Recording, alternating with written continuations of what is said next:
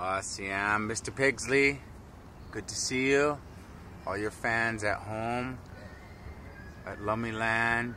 For those of you who don't know, Donald Pigsley, alumni, worked at Chemawa for years. Mr. Pigsley, it's a really great commencement ceremony today. It really brought back some wonderful memories of back in the day when we was,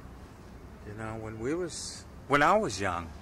When you were my dad, for those of you who don't know, Mr. Pigsley was our campus papa.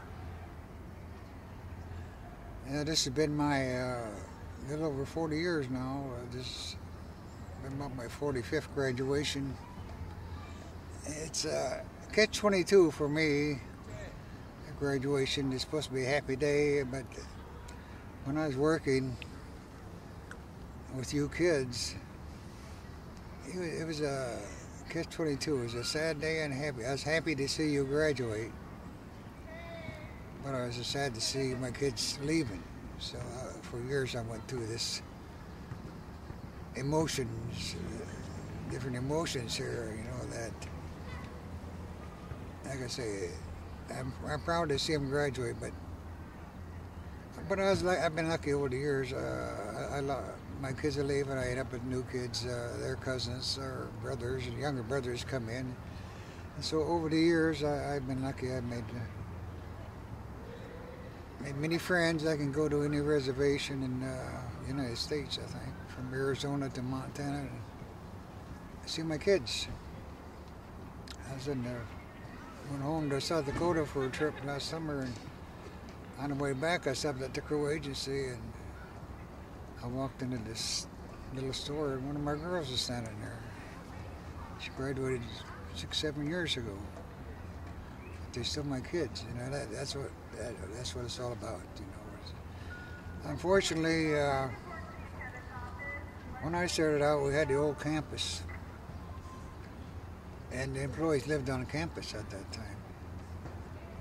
And it's more of a family atmosphere. When there was a basketball game, you had to be there 35 minutes before to get a seat. Now you go to a basketball game, there's no staff. Because that was one big family. I and my wife never missed a dance in 30 years. A Saturday dance, my kids, I worked in the dorms at the time, babysat my kids, and my boys named my younger son, so it was a family atmosphere. And unfortunately, when they closed down the housing area, it just took that family environment away. And I always said, when I would ask the difference between now and then, the main thing is staff participation.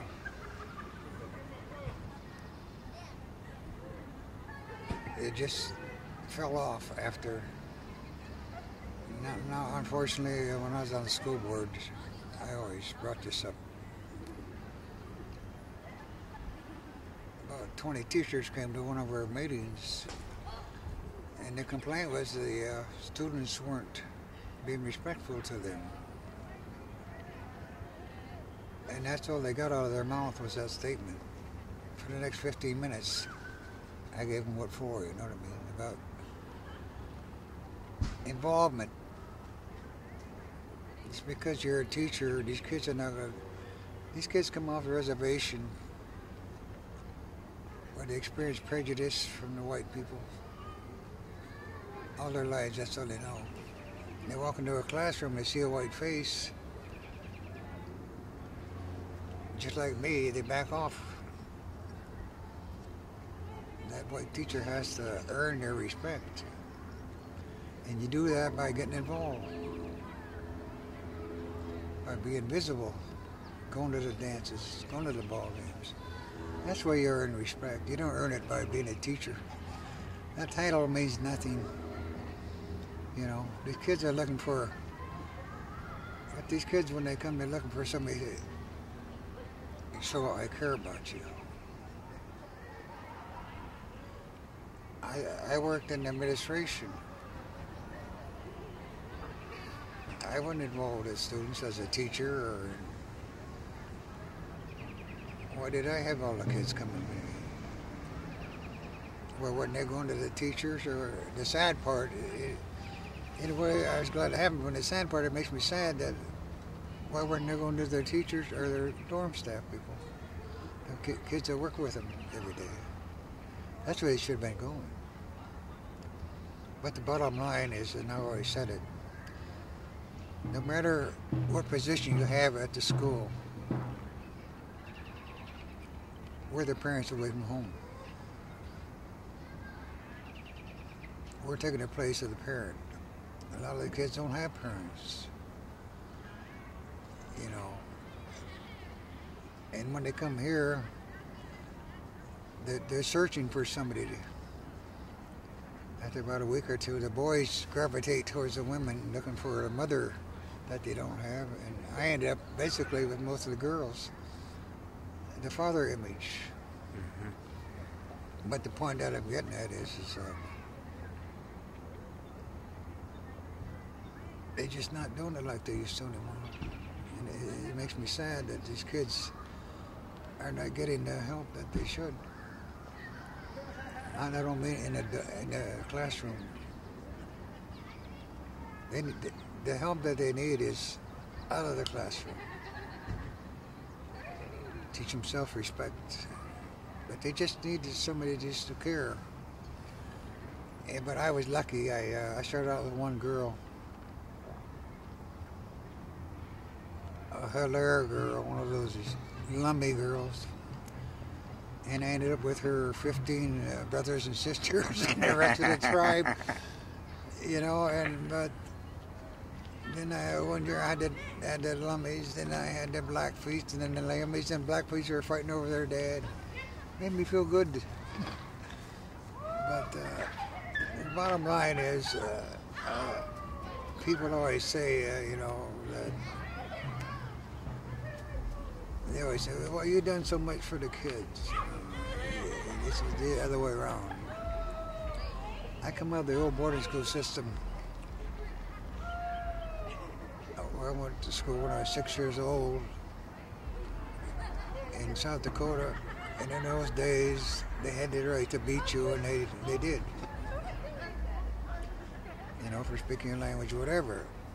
You used to get beaten for speaking your language. We got beat for just being there.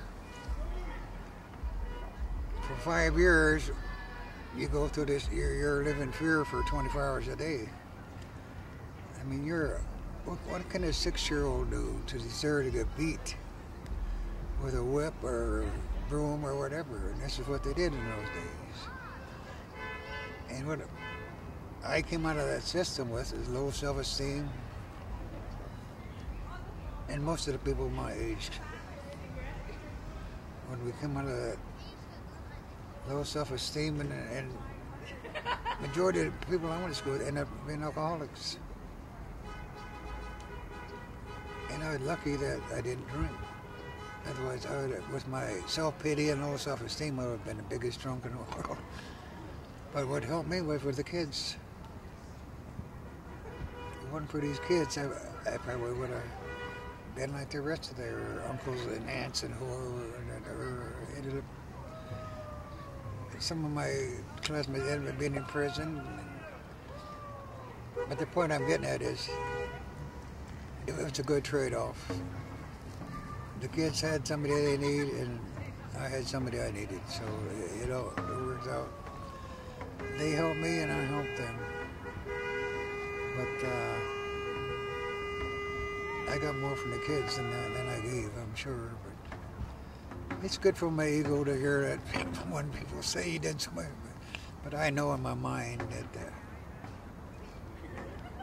if it wasn't for the kids, I would have been a lonely man.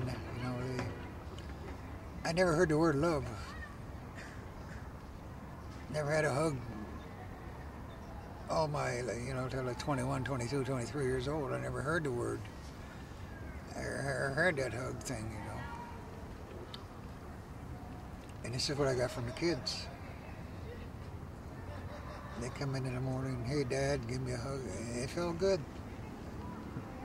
It felt good to get that hug, but you got to pass it on. You know, you got to pass it on, and this is what I learned from my kids: how to be more open and share your emotions. We hid our emotions. That's why we're all alcoholics. You got to be able to express your mind. This is what the kids taught me. For sure, they didn't come in, but just being with them and giving me that hug and whatever. You know. Unfortunately, I had some problems with the staff members. I wasn't too popular with the staff. There's a lot of jealousy involved, unfortunately, and this is what I tried to tell the staff. Instead of being jealous, get involved. This is the reason why the kids were coming to me. I didn't go out and seek them out. I didn't go around saying, hey kid, will you come to see me? You know? The word got out that somebody cared. And these kids need that. They need somebody who cares. And unfortunately, like I said, a lot of staff members are upset because I was getting all the attention. Well, if you want attention, you got to earn it. I didn't ask for it. I'm glad I got it. But there's also a catch-22 there. I spent many a sleepless night wondering, after I talked to a child, did I say the right things? You're affected in life. Every time you talk to a youngster, you're affecting somebody's life. I was accused by the academic staff. What's he doing counseling kids? He doesn't have a degree. I never counseled a kid in all those years. I never told a kid what to do, like a counselor.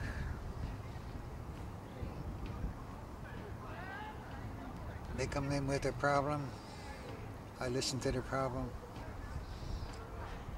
and then here's what I do in your situation. That's not counseling. The final decision is yours. That's not counseling. But I got my degree from being in a boarding school from 6 years old till I learned I knew how it felt to be away. I knew how it felt not to have attention. I knew how it felt. So I knew exactly, before that kid opened his mouth, I knew what was going to come out of it. Been there and done that. So my degree is better than getting it from the book, isn't it? You follow me? And it may sound prejudiced, but and this might come out wrong to a lot of people, but you don't use white man psychology on these Indian kids. It's a whole different world. You don't push on Indian people. Let them come to you. Unfortunately, I had many teachers come in, ask me for advice. New teachers, white teachers. First thing you do is you don't push like you do there used to be in a public school, and they walk in, the students automatically stand there, be quiet, or go to a Catholic school, whatever. They're going to stand up for the priest and all this. Well, they expect that from our kids. And like I said, our kids come from a whole different world. Our kids come from a reservation where survival is the most important thing. What I mean with survival is trying to find something, a meal every day, someplace to go. Public school kids, they go home and they got mommy and daddy in the bed and a nice warm supper waiting for them. And this is what the staff don't understand. I always said before you come to teach here at Chemawa, they should make them go to a reservation for 1 year to see how these kids live and see what they come from. It's a whole different world. Then come back, then you understand what their feelings are when they cuss you out. They're not cussing you out, they're cussing out that white face. Because all I knew was prejudice, just like I did. You know, and so that title doesn't mean a damn thing to them. All they're looking for is somebody says, I care about you. Don't push me. Put your hand out. I'll take it, or I won't. But don't push it onto me. You see what I'm trying to say here? And this is what we don't have, unfortunately. Well, as the years gone by, and like I said, the academic, when they brought in academic, straight academic, that's, to me, that's when I went down. That's when the involvement with the students stopped. We got to get back to the trade school system. We had what? All these kids are graduated today. Maybe 1%, maybe will go on to higher education. One, maybe out of the 60, whatever. Maybe 2 or 3 will go on to higher education. What are the other 58 going to do? They're going to go back to the reservation with no hope. I just talked to one of my girls from last year, graduated. She walked around with a baby already. It's sad. It makes me sad to see this. See my kids go home in tears later. I go up to see them, and they got 2 or 3 kids. And they're in bed because they have no jobs. You can't get a job unless you got the self-esteem enough to sell yourself. You just don't walk in and say, I'm here, give me a job. Or what's your education background? Can you sell yourself? And we're not getting this.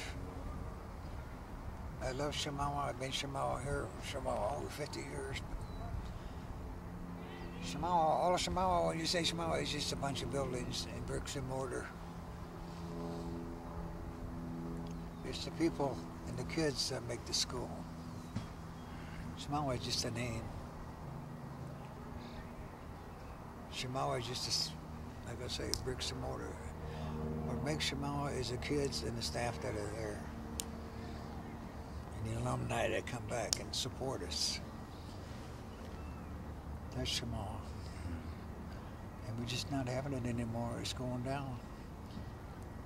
And this is why we have such a high rate of suicide in our young people. My kids. I'm losing my kids over the years. You know. Because they have no hope. And we're going to... Chemawa, unfortunately, too, nowadays is a stopgap for them. From age 15 to 18, whatever. They have no place else to go, so they come to Chemawa. At least to get 9 months of free something to eat. And like I said before, graduation time, I had kids come to me crying. It just teared me up. I have no place to go for the summer.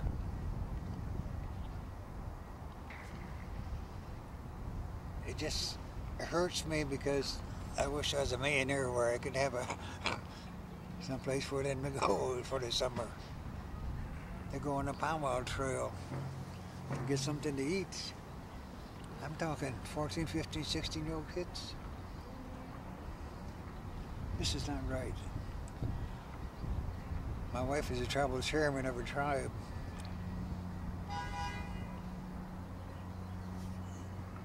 keep telling her, where are the tribal chairmen?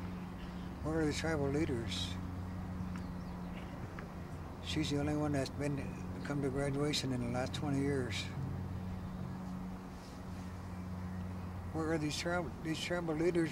These are your kids. How come you're not here supporting them? When I was on the school board, I had a Northwest Conference meeting with all the tribal leaders. And I was supposed to make a 15-minute presentation on Chemawa. 45 minutes later, I was still giving them hell. And they were very upset with me because here again, I'm a tribal leader, you're supposed to respect me. If you want my respect, you have to earn it.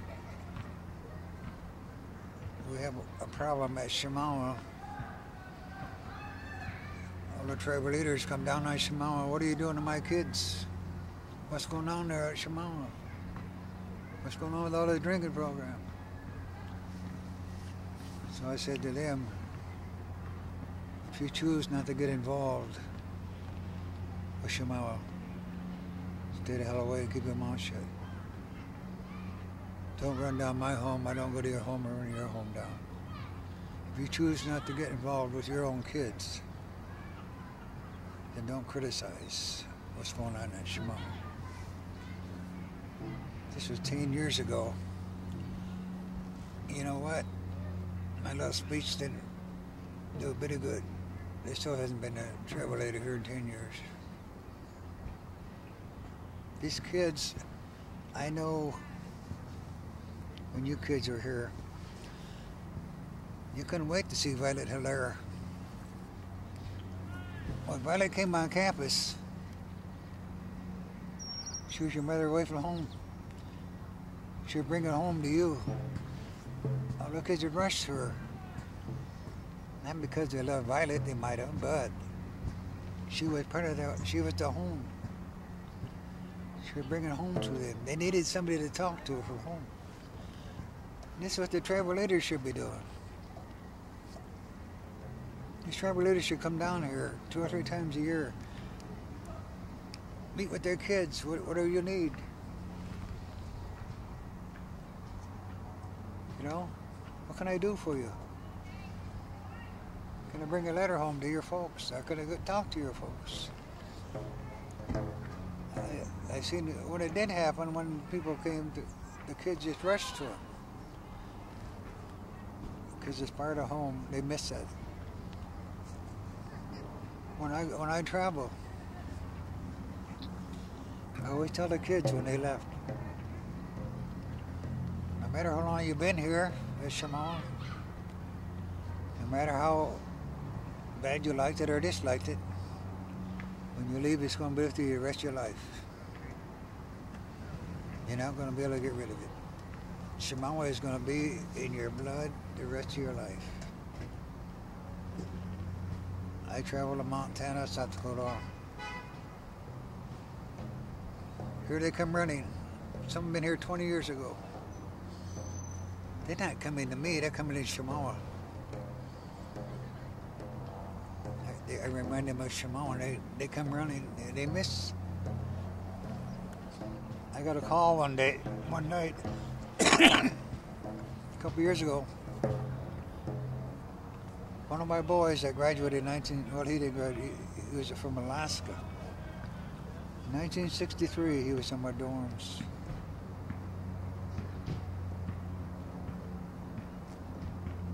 And he and some other boys were sitting around talking. I'm talking, they're 45, 50 years old now. He said they were sitting around talking about Chemawa, and all of a sudden, he couldn't take it anymore. It made him so lonesome that he had to call somebody. And the only thing you could think of was me. And he started talking about his family and Chemawa, and he just started sobbing. Now I'm really lonesome, he said. And that's what Chemawa should be. Family. Because you're going to take it with you the rest of your life. You know, But I tried. I was on the school board, and you could only do so much. Unfortunately, when I tell my wife, it makes me sad that Indian leaders have to go back clear to Washington, D.C. with the meager money that they have, they got spent for travel, to go back and ask a bunch of white politicians for money. We have to go back and beg for money from the white politicians who's never been on a reservation before. We're like their ugly stepchild, out of mind, out of sight. And they keep cutting our Indian budget, our education budget every year. Chemawa has to compete now with all the schools on the reservation. They put all that money in one big pot. And Chemawa and these other boarding schools are competing against tribal schools, charter schools. And they throw the bone out there and we get a little piece of meat off it.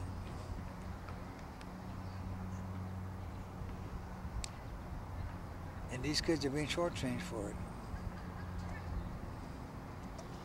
The government is not doing what they said they were going to do. It's just another broken treaty. But like I said, I can't complain because I chose to get involved. I didn't have to. I'm in administration. But how do you turn a child away? I couldn't do it because I was there. I done that. I couldn't turn it. Somebody come in with a problem, I can't turn them away. You know, I've had come to me, kids come to me, I never knew, seen them, never knew who they were. They come in, talk, and I never seen them again. But how did they know who I was? Somebody must have told them. But like I say, it's this time of year it's kind of gut-wrenching for me over the years. Like I say, kids gonna be crying because they got no place to go, and then kids are graduating, and you're happy to see them graduate. So it's a rough time of year over the years for me. But when I get people like old Fred Lane coming back, my kids. Nadine Tallball, one of my girls, is the head of the counseling section over here now. That's what makes it all worthwhile. You know, makes me a proud papa. I got 4 or 5 of my kids are working here at Chemawa now. And my younger boy, passed away, and about 2 weeks before he passed away, we had a visit, and he was going on me about I wasn't a good parent. I admit it. People in my situation who went through the boarding school system in the old days should have never gotten married. Should have had children, because we were too full of self-pity, low self-esteem, and most of us majority ended up being, like I say, drunks and terrible parents. But my boy said to me, Dad, he said, I was always kind of jealous because you spent so much time at Chemawa with those Chemawa kids.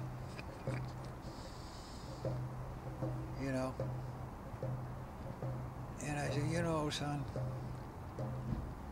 you got your own room, 3 meals a day, driver's license, good clothes. My kids at Chemawa don't have nothing. Did you need me more than they did?